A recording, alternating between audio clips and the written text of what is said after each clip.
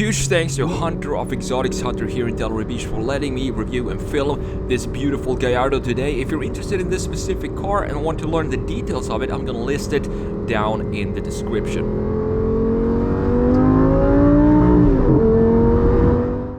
Hey guys, and welcome back to the channel. Today we're gonna have a look at this very special Gallardo. This is not your average Gallardo. This is obviously the 550-2 Balboni edition, 250 made. So what we're gonna do in this video is talk about the design, the spec and tech, and then we're gonna take it out on the road for a short drive. But let's start with the design of the front view. So this is obviously the facelifted Gallardo, and that means that we have some changes in the graphics of the design, but also some more aero bits and pieces onto this design. For example, we have the smaller headlights and also the smaller taillights, which we're gonna have a look at in just a second. But more importantly, we have bigger air intakes right here in the front, more chiseled design, more sharp Lamborghini style that we're used to seeing them today. But we also have this little wing in between the big intakes right here. And what this does is it creates 31% more downforce or slipperiness of this car. So it helps the aerodynamics in a really big way. Similar to what the 488 did with the Ferrari, and comparing that to the 458, for example. Very subtle changes, but at the same time, it really improves the aerodynamics of the car. Let me show you exactly why I think the Balboni is the best looking Gallardo. So up here we have the 2004 Gallardo, the first version of it, and it's a timeless design. Very simple, clean lines.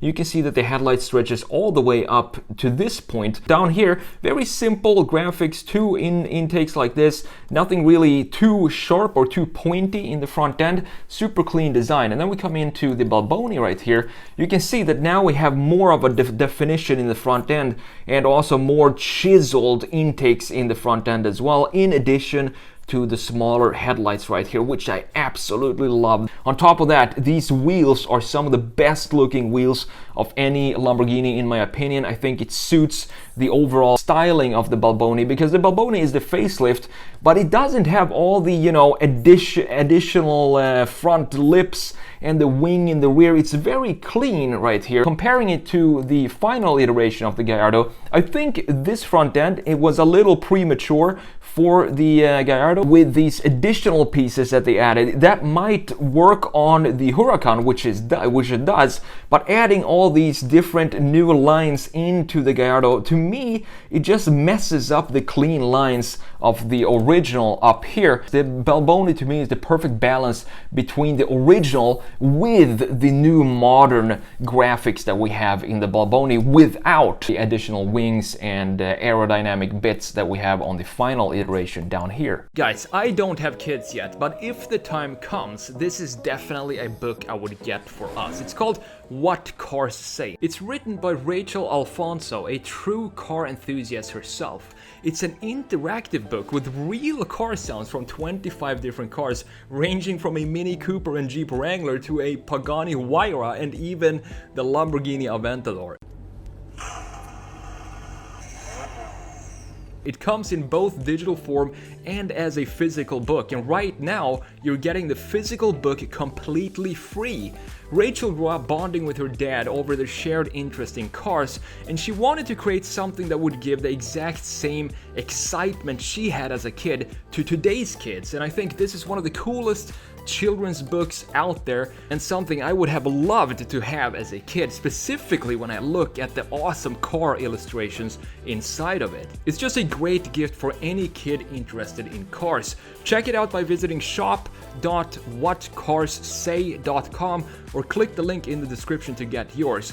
And by doing that, there is no doubt that you're going to have the best gift at the next birthday party. Well, let's have a look at one of the key details that I really like about this facelift, and that is this little smaller headlight that we have now on this facelifted Gallardos. You usually, from the previous generation, you know that it's stuck up all the way to this point, way further up on the hood, but I think this just makes it look more sporty, because smaller headlights, it kind of grows the overall dimensions of the car and makes the car itself look bigger when you have the smaller headlights up front. I personally prefer this so much better.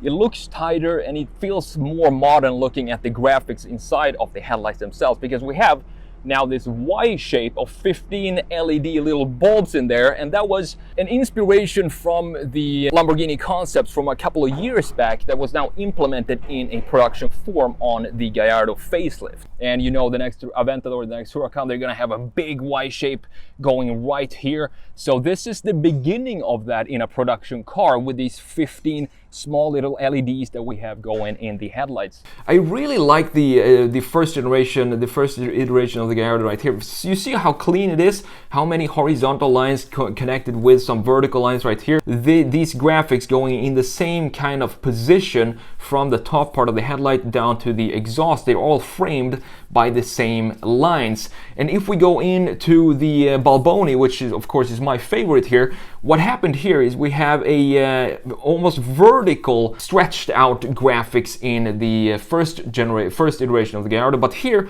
they become more horizontal. So they stretched out the graphics in a different way and make the car look wider, even though it's actually not. But comparing these two, you can see that the Balboni looks wider than the first generation, and that is all with play of graphics. For example, this grille and the taillights, which now look super modern compared to the first one right here. And you also have the diffuser down here with the now quad exhaust, which I definitely prefer over the original. And then we have the last iteration, same thing here. I think this was too early to add these angles to the Gallardo. It works on the Huracan, but it doesn't work on the Gallardo in my opinion. And then we have this wing right here as well. These taillights are same ones as we have in the Balboni. Really love those, but the graphics, I have to say, it doesn't really work in my opinion to have this massive black cutout in the body lines, and that's again why I prefer the mid refresh, which is the Balboni styling of the Gallardo. Now, as I'm sure you know, my favorite view most of the times when it comes to stance and plantedness of the cars is usually the rear view, and that goes for this design as well. I really like the small subtle changes they did with the facelift of the Gallardo. You have the smaller headlights or taillights here as well, and they don't wrap around to the top anymore. It just feels like such a more modern design than the old one, specifically now when we have the three, you can see the three Y shapes in here as indicator lights and also the brake lights, really hammering in that graphic of Lamborghini that we come to love so much. They simplified the design. They made them rectangular, they stretched them out in a horizontal position, and that in addition to this beautiful grille here that also stretches the entire width of the car, it makes it look so much better than the previous generation in my opinion. And then of course we have the lower diffuser, super clean design. In addition to that, what makes this look wider now is that we have this grille or air outlet for the hot air of the engines just cooling out here, stretching from one point all the way to the other point and creating this wide graphic that further emphasizes the width of the car compared to the pre-facelift generation. And we can't forget the bazooka tailpipes. We have 4 of them here, and these I would rate as bazooka tailpipes because they are pretty big if you see my hand here and compare it to that. And we have 4 of them positioned in the exactly right position right underneath the taillights. As you know, the side view is the most important view from a car to get the dimensions and the proportions and the size of this thing. Some people might think that this is actually a very complex design, but in fact, it has very simple elements to it. And that goes to show just how timeless this design is. And this side view looks like a spearhead, like you're sitting inside the tip of a spear, and it further emphasizes Lamborghini's design language. And it is separate from what Ferrari is doing, even though they both have the engine in the middle and they're both similar sizes. What really separates the Gallardo specifically, and Lamborghini in general, I would say, is the A-pillar right here. So have a look at where the A-pillar starts and the curvature of the coupe going down here and kind of almost continues in one single line without even going up here before it goes into the front hood. And that's one of these things that I really love about Lamborghini and that sets it apart from specifically the design of Ferrari. Ferrari has the A-pillar starting a little bit further this way and create more curvature of the windshield. And that also creates a bit more of an organic design. This is such a chiseled shape, and a shape that's been with Lamborghini for a very long time. And in addition to that, we have the second key line, which is the shoulder line going from all the way here, dipping down and then coming up a little bit over the front axle. And what I love about this line right here is that this peak point of this curve sits right above the wheel arch, and that makes it look like it's the weight and the balance of the car looks really good, and you have the same kind of treatment in the rear with that little curvature going over the rear axle as well. Going further into some of the graphic features and the line flow of this car, we have this intake, a classic. It doesn't get more classic than the intake that we have on the side on this car. And then it goes, this line then continues into this surface right here.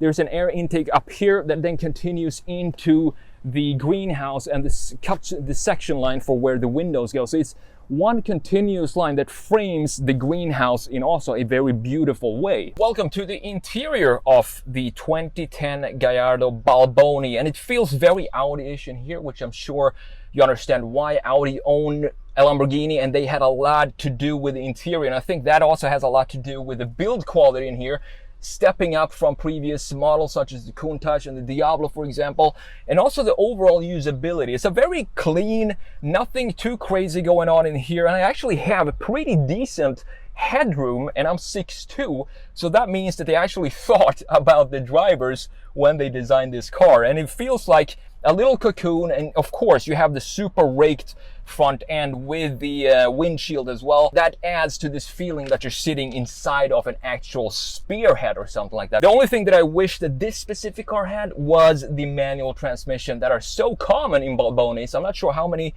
manuals or how many automatics they built of the 250 cars.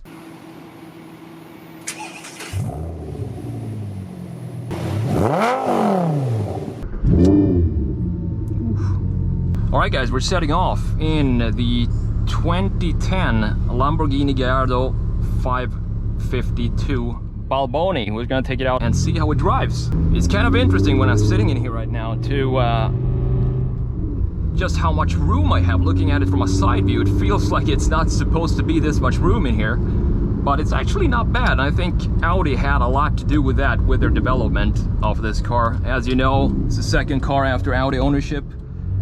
First one being the Murcielago, and then the Gallardo after that.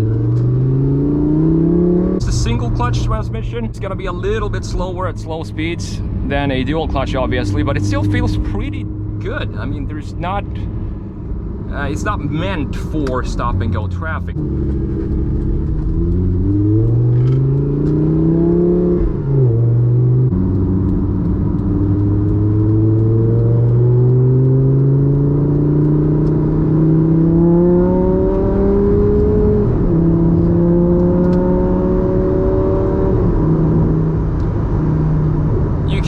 The sound of a naturally aspirated V10. I mean, it just sounds so good. 550 horsepower, as you know, that's in the name, LP550-2. -2 means that it's of course rear wheel drive only. They did a lot of Gallardos after this, only rear wheel drive, but this one was the first in the Gallardo lineup. Yeah, the shifts are surprisingly quick for it being a 12-year-old car. Brakes feel a little bit late. It feels like you have to press them a bit more than I'm used to really get that stopping feeling, the initial stopping power of the brakes.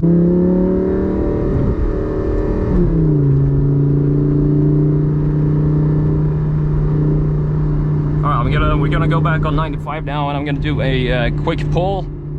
So hopefully you can hear what the this beautiful V10 actually sounds like under a little bit of pressure.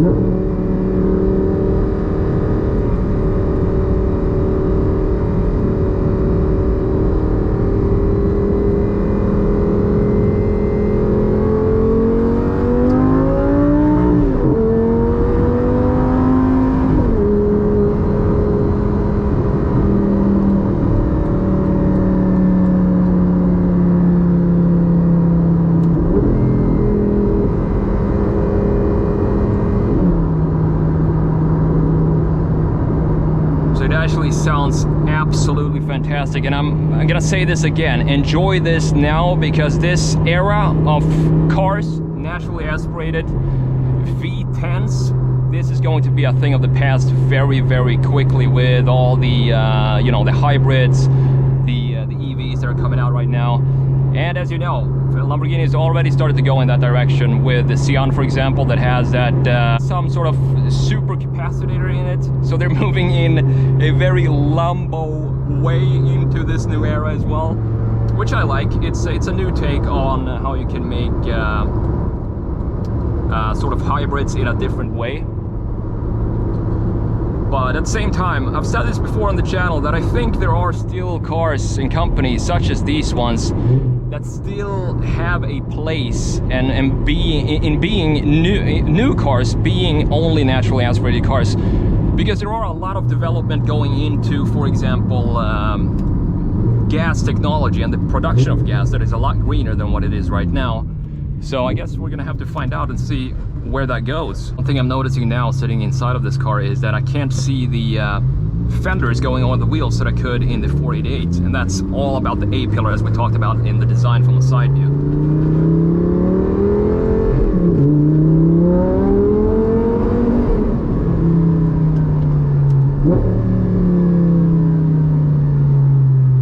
I've heard so many things about the E-gear transmission for this generation Gallardos, that they are clunky and you can't it's not really usable on a daily basis. But honestly, I can see this, you know, being maybe not a daily, but it's not as horrible as some of the, you know, the reviews I've seen of this car. It actually feels a lot smoother than I thought, and specifically under acceleration. And there we have it. That's my review of the most beautiful, coolest Lamborghini Gallardo ever made, the LP550-2. Thanks again to Hunter of Exotics Hunter here in Delray Beach for lending me this car to film and review today. And if you're interested in this specific vehicle, I'm gonna list it down in the description. Also, make sure you go and check out What Cars Say, the book, and order it online. Link below in the description as well. Thanks for watching, and I'll see you in the next video.